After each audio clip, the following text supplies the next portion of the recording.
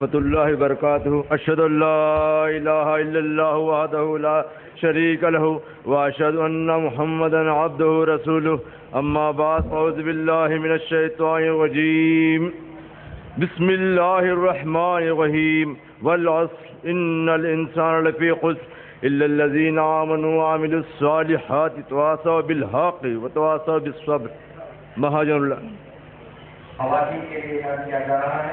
खवातीन का लंगर शुरू हो चुका है, तो इस दफा करें और आकर्षित दूर से गाने का महाजनुलारा सद्भक्तुलारा विश्व శాంతి ప్రేమికులారా ఇంతవరకు విన్న ప్రసంగాలను బట్టి ఏమర్థమవుతుందంటే శాంతి ని తీసుకొని రావటానికి ఏ విధంగా కృషి చేయాలి,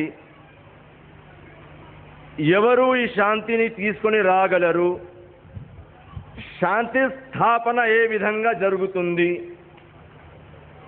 ఒక ముఖ్యమైన మాట ఏమిటంటే ఈ శాంతి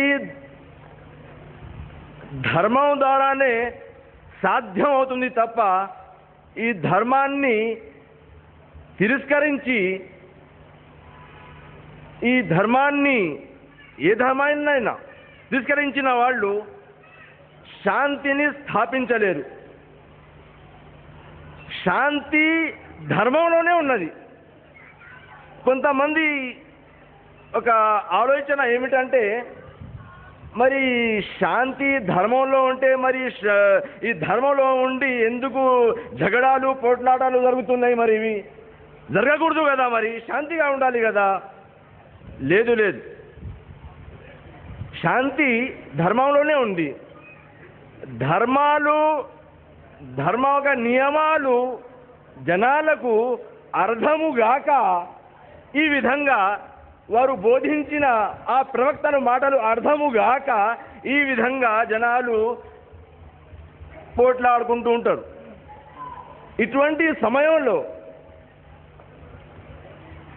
జనాలను ఏకపరచటానికి ఆ అల్లాహ్ పరమేశ్వరుడు ఔలియా అల్లాలను ఈ భూమి మీదికిపై అవతరింపజేస్తాడు.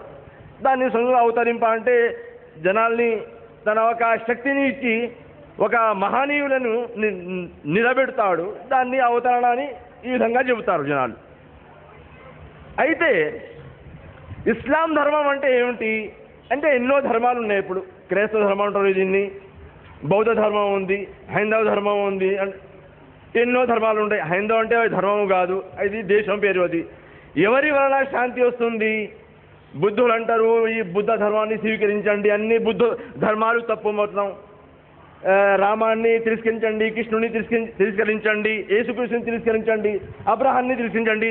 బుద్ధం శరణం గచ్ఛామి, సంఘం శరణం గచ్ఛామి ఉట్టి మీరు బౌద్ధ ధర్మాన్ని స్వీకరించి శాంతి వస్తుంది.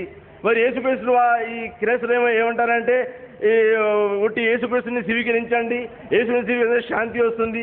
రామ తప్పు, కృష్ణ తప్పు, ఎవరు కాదు, ఎవరి వలన రాదు, వీళ్ళంతా తప్పు చేశారు, ఇస్లాం కూడా వదిలేయండి, ఎన్ని తప్పు చేయండి, ఈ విధంగా